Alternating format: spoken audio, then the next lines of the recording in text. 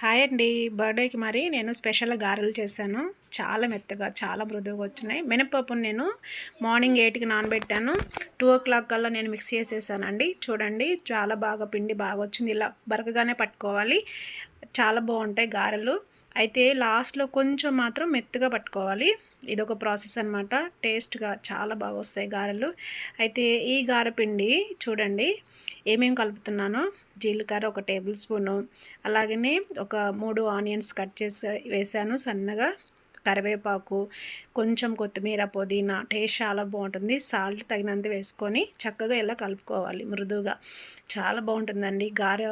ఒకసారి తింటే మళ్ళీ మళ్ళీ తినాలనిపించే విధంగా ఉంటుంది. కన్సిస్టెన్సీ ఈ విధంగా ఉండాలి.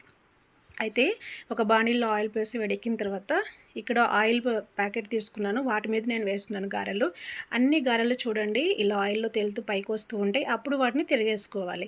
గోల్డెన్ బ్రౌన్ కలర్ వచ్చే వరకు మనం గారెల్ని చక్కగా మీడియం ఫ్లేమ్లో పెట్టి వేయించుకోవాలి. ఈ రకంగా చాలా బాగుంటాయండి. టేస్ట్ మాత్రం అద్భుతం. ఒక గారె తింటే చాలు, స్టమక్ ఫుల్ అయిపోతుంది. నేను ఎప్పుడు పెద్ద గారెలే చేస్తాను. చిన్న చిన్న గారెలు చేయడం నాకు ఇష్టం ఉండదు.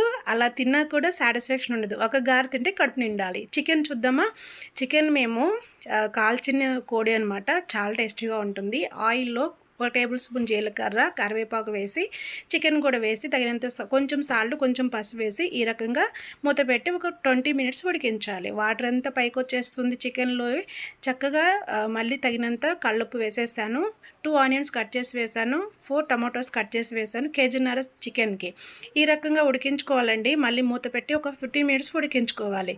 చక్కగా ఆయిల్ అంతా పైకి తేలుతూ చక్కగా ఉడికిపోతాయండి. ఇప్పుడు స్పెషల్ మసాలా వేసేసాను. మన వీడియోస్ చూడండి, ఈ మసాలా మీకు అర్థమవుతుంది.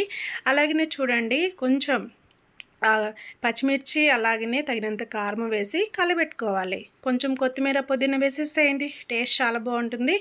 చూడండి, కొంచెం నేను పచ్చిపప్పు కూడా వేసాను నానబెట్టి.